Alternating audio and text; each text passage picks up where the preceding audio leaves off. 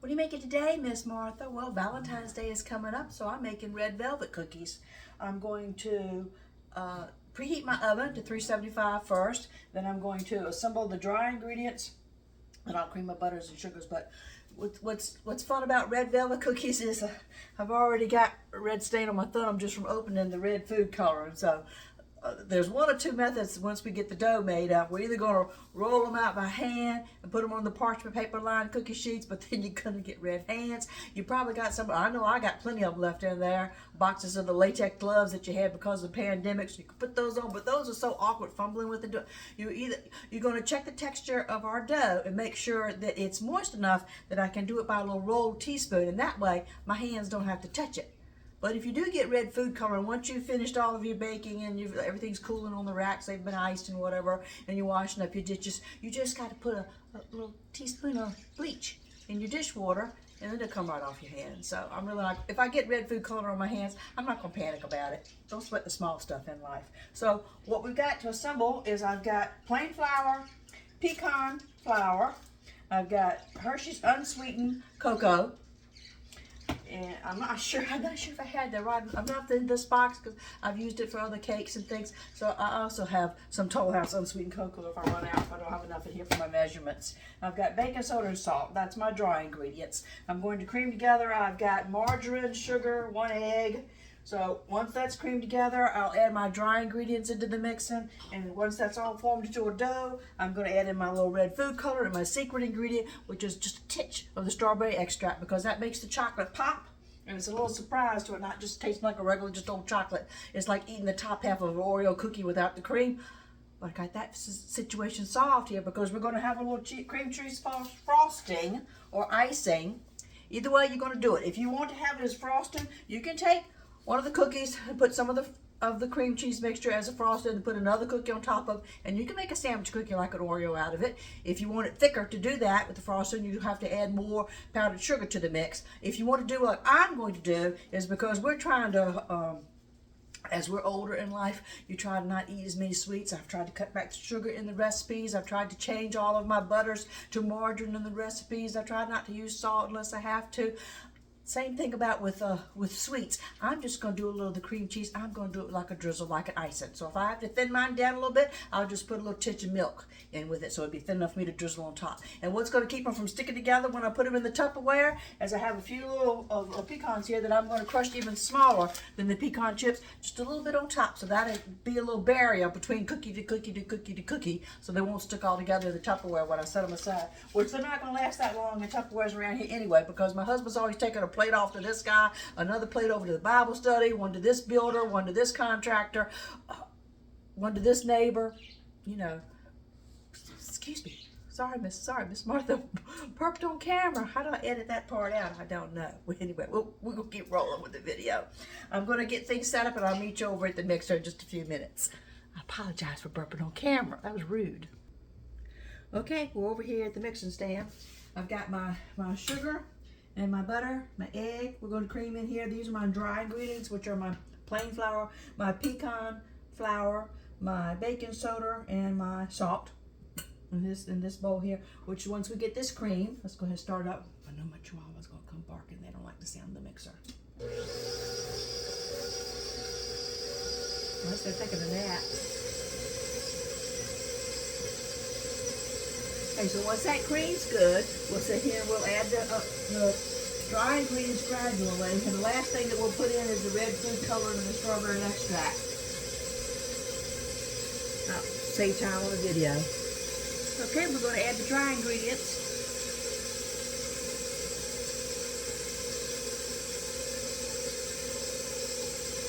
Quantities and proportions will be in the description and the YouTube cooking channel. I'll pick back up after I've got all that incorporated. Okay, we're going to add in our red food coloring. Want it nice and red, and you got to put in a lot to counteract all the brown of the Hershey cocoa. So I'm going to put in 2 tablespoons, not teaspoon, tablespoons. 1,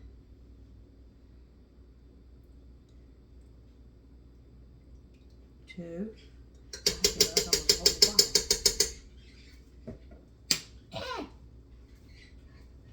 told you I'd get it on me. Let me go wash my hand. I told you that stuff doesn't wash off. That's not blood, that's red food coloring. All right, let's add in our half a teaspoon of strawberry extract.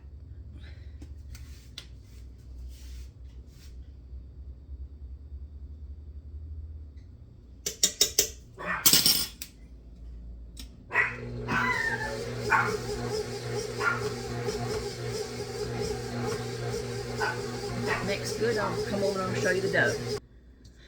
All right, that's a beautiful dough. It's red all right. It's almost as red as my KitchenAid. All right, what I've got to do now is I'm going to have to take the dough and I'm going to have to transfer it to a different little bowl and put it in the refrigerator because I'm going to have to wash this bowl so I can mix up my icing. Because we know once you get your cookies in the oven, you don't have time to come over and try to be mixing up the icing because they can take anywhere from 6 to 8 to 10 minutes. So you got to kind of watch your first batch to make sure you've got the rack in the right place and the temperature at the right setting. So I have to go ahead and have my icing ready before I start baking the cookies. So we'll pick back up in a minute and I'll show you how to make the icing. All right, I've got 1 pack of cream cheese, 1 stick of margarine, 1 cup of powdered sugar, and 1 teaspoon or so of cake batter extract. This is going to be my icing.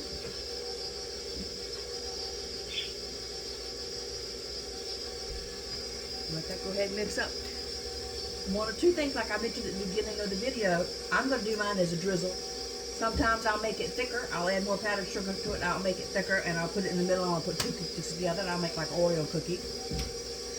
But this time I'm going to want it thinner so I can drizzle it on the cookies. And once the cookies have been baked, they've been cooled, they've been icing drizzled, I have little crushed pecans I'm put on top to keep the cookies from sticking together when I store them in the Tupperware. Of course, you know, you got the wax paper between them if you're going to do layers in any kind of storage container. So we'll pick back up with, I'll take the dough out the refrigerator and we'll go over there and we'll decide how we're going to work with it. You know, when I washed the KitchenAid, most of that dye came off my hand. I think I'm just going to do old school. I'm going to roll like I like to roll cookies. I'm not going to mess with all this, making a ball with the spoon and squishing it with the glass. That's for you people that have fancy little manicures. I'm just an old country girl. I garden a lot. I got 4 chihuahuas that I'm always playing with outside, and I do a lot of painting because I'm an artist when I'm not baking. So I don't try to grow fingernails. Okay, it took 2 tablespoons of milk and 1 tablespoon of cocoa powder to get it where I want it. I'll bring it over and show it to you. All right, this is my icing. I want mine. I'm going to drizzle mine. I would add more powdered sugar if I wanted to make a cream center for Oreo cookie. I'm going to swap out. I'm going to take the cookie dough out the refrigerator. I'm going to put the icing in the refrigerator. I'll meet you over there at the cookie sheets with the baked parchment paper, and we'll get the cookies rolled out in the oven to bake. Almost done. Okay, now it's getting the cookies onto the baking sheet. Take like about a half teaspoonful. Pinch them all. Roll them in your hands.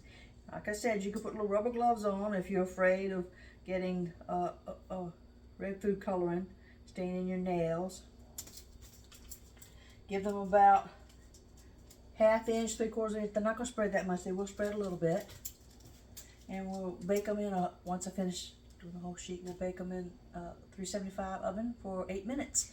Take them out, put them on a wire rack, let them cool, drizzle the icing on them, sprinkle the pecans on them, and Bob's your uncle, we're done. So I'll pick back up with you after I get some of the first batch baked.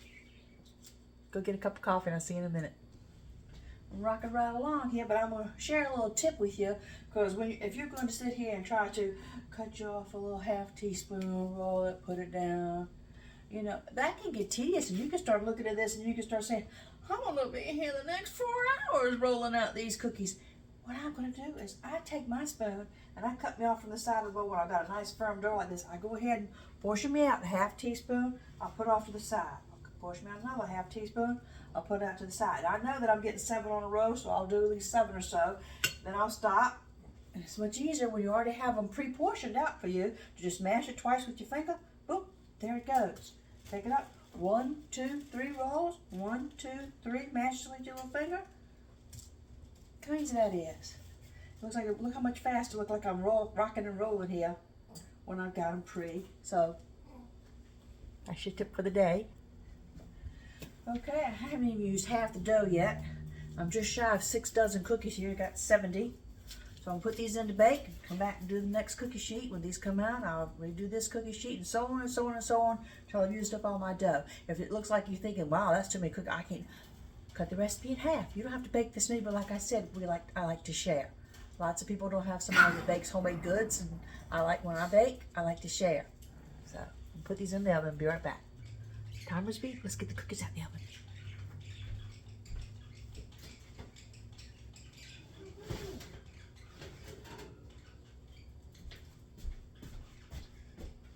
Oh, they look pretty. Go down on wire rack to cool. I guess it's taking me longer than 8 minutes to roll the cookies because I don't have the next batch ready to go in. I'll have to keep rolling. These will cool before I'll ice. You know I had to taste one.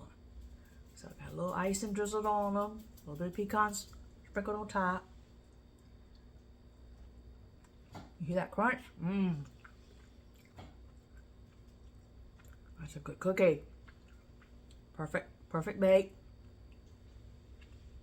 Yummy. Back to rolling. Fine part. I ended up with 16 dozen cookies.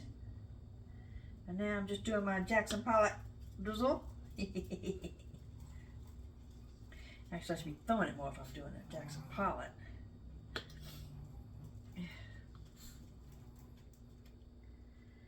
Just get a little bit on every cookie. Just a little bit, just a little bit. Like I said, these are great for Valentine's Day or any day. You've got a chocolate lover in your house. I'll finish this up and then I'll come back in with the nuts. And the nuts go on.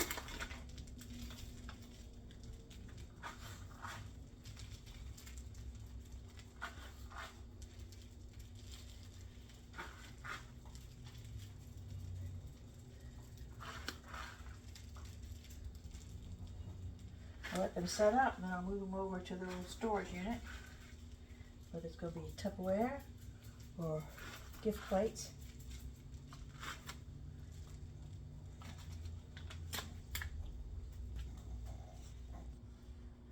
All right, that does it for me and my Valentine's Day cookies. I know it's too early for Valentine's Day. I was just posting the recipe so that you'd have them in case you wanted to recreate them and cook them for your own family.